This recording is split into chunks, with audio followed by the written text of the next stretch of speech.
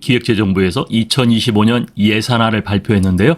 여기에 기초연금은 34만 4천 원으로 이렇게 인상한다고 되어 있지만 사실은 인상이 아니었습니다. 40만 원은 또 언제 될까요?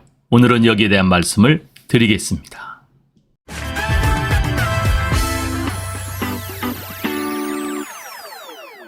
2025년 기초연금을 포함한 이 노인복지의 변동사항이 발표가 됐습니다.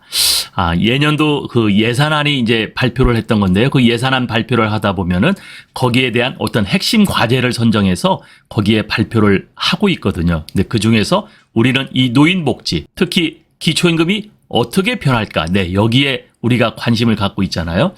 자, 내년도 예산안 발표가 기획재정부에서 있었습니다. 2024년 656.6조 원, 여기서 3.2% 신장된 677.4조 원, 677조 4천억 원이 2025년 예산안이 이제 발표가 됐습니다. 자, 그런데 여기 이 예산안을 이제 발표하면서 우리나라 국정에 어느 분야에 과연 이 예산이 쓰여질 건가? 또 어떤 부분은 좀 더 좋아지고 어떤 부분은 완화가 되고 또 어떤 부분은 조금 감축을 할까? 네, 이런 것들이 발표되는데요. 오늘은 여기에 대한 이 노인복지의 변동사항을 세 가지만 가지고 말씀을 한번 드려보겠습니다. 자, 첫 번째는요. 생계급여를 3년 연속 역대 최대폭으로 인상을 했다라는 그러한 기사가 눈에 띄었습니다. 네, 생계급여를요, 우리 월평균 183만 4천 원, 네, 4인 가구 기준으로 해가지고요, 네, 월 183만 원을 받던 것을 월 195만 원으로 역대 최대폭입니다. 6.42%를 인상했다는 얘기예요. 네, 그래서 어쨌든 생계급여 이 4인 기준에 해당되는 가구는 네, 183만 원에서 195만 원으로 이렇게 6.42%가 올라갔다. 네, 아무래도 이 취약계층의 생계 부담이 어렵죠. 그래서 그 경감 좀 지원할 필요가 있어 보인다 해가지고요. 네, 이렇게 올렸다는 거고요. 또 의료급여 부양 의무자 기준을 완화했습니다. 부양 의무자 기준은요. 자, 부양 능력이 이제 취약할 적에 부양비를 30%는 부담을 해라. 네, 이렇게 했던 것을 부양 의무자에게 이제 10%, 네, 약 20%포인트를 줄여줬죠. 네, 그것이 부양비를 10%만 부과를 하게 됐다. 부양비 비율을 축소했습니다. 네, 이렇게 하다 보니까 한 평균 49만 원 부담하는 거를 21만 원 정도 부담했다. 그래서 이것도 28만 원 정도 의료비 절감 효과가 있다. 네, 이렇게 홍보를 하고 있고요. 그 다음에 이제 세 번째가 이 주거급여인데, 자, 5년 만에 처음으로 취약 가구의 이 주택 수선비를 약 30% 인상을 했습니다. 그래서 1,200만 원 정도 지원되던 것을 1,600만 원, 최대 360만 원을 추가 지원함으로써 어쨌든 이 생계급여를 3년 연속 역대 최대폭, 이 부분이 가장 많이 혜택이 되는 그러한 부분들일 텐데요. 월 183만 원 받던 분들이 195만 원까지 받도록 됐습니다. 네, 두 번째는 이 기초연금을 포함한 이 노인복지사항. 네, 기초연금 가장 궁금했죠? 기초연금은 현재 33만 4천 원을 받고 있었죠? 그런데 이것이 34만 4천 원. 네. 그런데 이것이 3% 인상을 한 걸로 보여지는데요. 이거는 사실 인상이라고 볼 수 없죠? 물가 상승률이 반영된 겁니다. 네, 올해 물가 상승률이 거의 평균 3% 정도 나오니까 이것은 그냥 놔둬도 올라가는 거예요.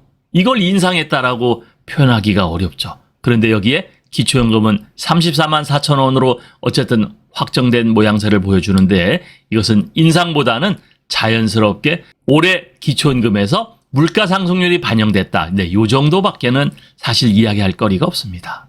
자, 먼저 어르신 일자리를 역대 최대인 110만 개를 공급을 하겠다.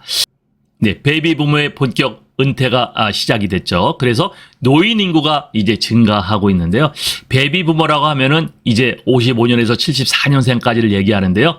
우리는 이거를 1차 베이비 부모, 2차 베이비 부모 이렇게 나눠서 보통 이야기를 하죠. 네, 노인 인구를 한번 보면요. 2022년도에는 898만 명, 23년도에는 944만 명. 네, 올해는 994만 명이고요. 내년에는 1,051만 명. 그래서 내년에는 초고령 인구, 65세 이상 인구가 20%를 초과하는 초고령 인구에 이제 들어가는 우리나라가 될 것 같습니다. 네, 1차 베이비 부모는요, 55년생에서 63년생을 얘기하죠. 약 705만 명을 얘기하고요. 이제 2차 베이비 부모가 더 많습니다. 64년생에서 74년생을 얘기하는데 이때는 베이비 부모가 약 954만 명. 자, 내년에는 1960년생들이 이제 65세에 들어오죠. 그럼 60년생들은 몇 명이냐? 86만 명이 노인 인구로 새롭게 편입될 전망입니다. 네, 평균 베이비 부모들의 이제 80만 명 정도가 이제 차지하고 있는데요. 가장 많은 베이비 부모의 이 노인 인구가 많은 데는요, 1971년생이에요. 네, 거기가 가장 많죠. 자, 그런데 어쨌든 이런 베이비 부모가 한 해 80만 명에서 약 90만 명이 쏟아지고 있는데 과연 이분들을 어떻게 우리가 케어를 할 거냐? 네, 이런 얘기가 좀 된 거죠. 첫 번째는 소득입니다. 어르신 이 소득 보장을 위해서 노인 인구의 약 10% 이상으로 노인 일자리를 110만 개 정도 가져가겠다는 거죠. 네. 그 다음에는 기초연금 단가 인상을 하겠다.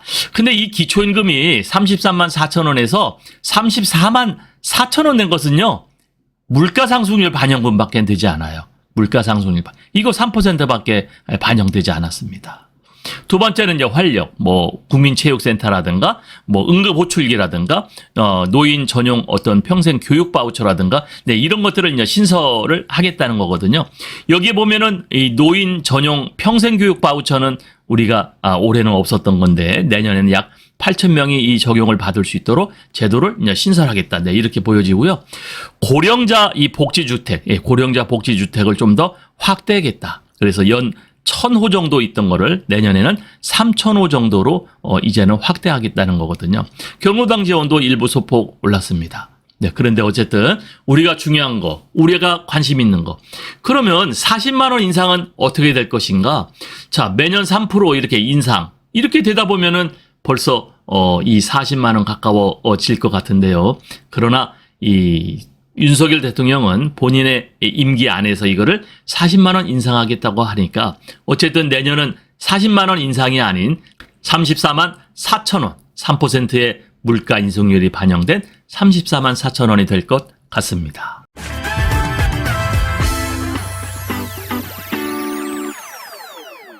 네, 또 하나는 좀 특이한 부분인데요. 이 베이비 부모들이 이렇게 많다 보니까 은퇴자 일자리 확대 정책을 시동을 걸은 것 같은 것이 좀 보여요. 네, 계속 고용 장려금으로 은퇴의 걱정을 덜어주겠다.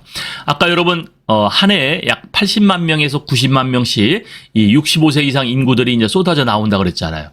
그러니까 은퇴자들이 이렇게 많아지고 있는데 핵심 노동 인력인 중장년층이 노후 대비 없이 퇴직하는 연령이 평균 52.8세, 네, 53세가 되지 않고 있죠. 자, 그런데 이 베이비 부모가 은퇴를 하고 있는데 이 사람들이 능력이 없어서가 아니라 기업이 어렵고 또 청년층의 또 고용이 이제 문제가 되니까 이렇게 조기 은퇴를 자연스럽게 이것이 나와지는데 이 사람들에게 일자리를 제공하겠다. 이것은 아주 좋아 보입니다. 자, 왜 그러냐 하면요.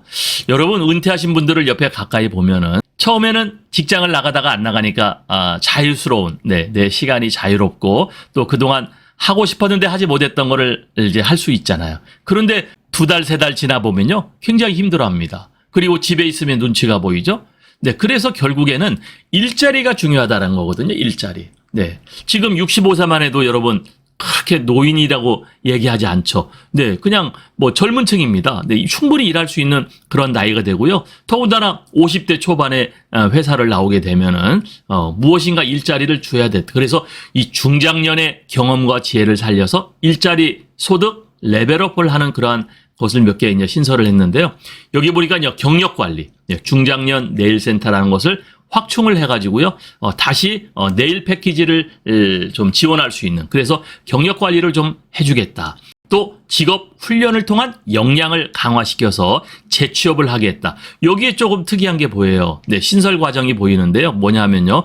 폴리텍 대학의 신중년 특화학과를 개편하겠다. 네, 여기서 신중년 특화학과를 만들어서 거기서 새로운 일자리, 예를 들면 요즘에도 뭐 전기 기능사, 기사, 뭐 산업기사 많이 따잖아요. 뭐 이런 것들을 이 신중년 이 특화학과를 만들어서 새로운 기술을 배워서 새로운 일자리를 가져갈 수 있도록 하겠다. 근데 이거는 그래도 괜찮아 보이는 것 같습니다.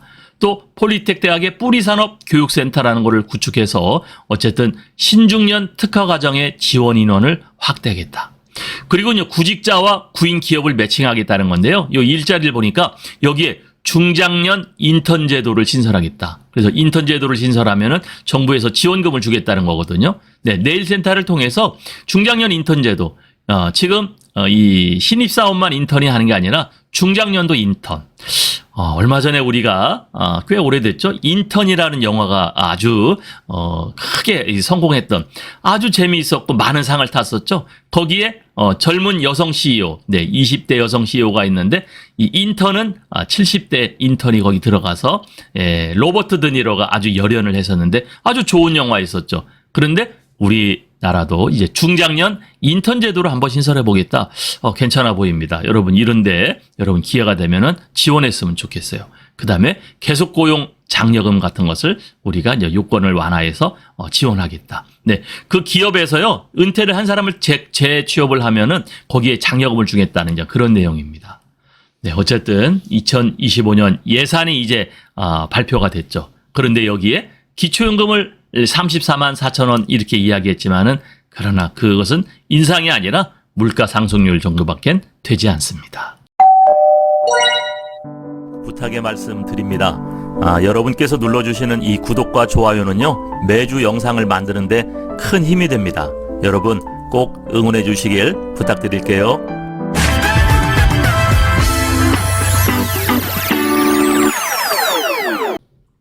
네, 오늘은 2025년 기초연금 34만 4천 원을 얘기했는데요. 이건 뭐 속보도 아닙니다. 이건 뭐 속보라고 하겠어요? 그냥 물가 상승률 반영되면 내년 1월에는 이 34만 4천 원 나오는 거예요. 아무것도 아닙니다. 예, 이걸 가지고 뭐 속보라고 해서 영상을 올리고 하는데 제가 부끄럽습니다. 정말 제 방송을 보는 여러분들한테 부끄럽습니다. 40만 원은 언제 가능할까요? 감사합니다.